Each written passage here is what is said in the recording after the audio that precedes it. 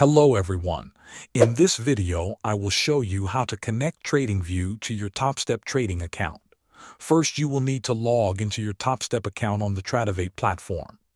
Use the username and password provided by Topstep when you created your trading account or started your combine. Make sure you choose the correct environment, such as simulated or live, depending on what you are trading. Once you are logged into TradingView, you need to enable the TradingView add-on in TradingView settings. Look for Application Settings or Add-on Tools in the TradingView menu and activate the TradingView add-on feature. This is necessary for the connection. After the add-on is active, open a web browser and log into your TradingView account separately. In TradingView, open any chart you want to trade on.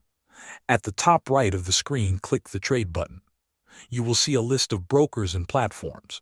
Choose TradingView from that list. When you click TradingView, the platform will ask you for login information. Enter the same TradingView credentials you used to log into TradingView with your Topstep account. Then click Connect.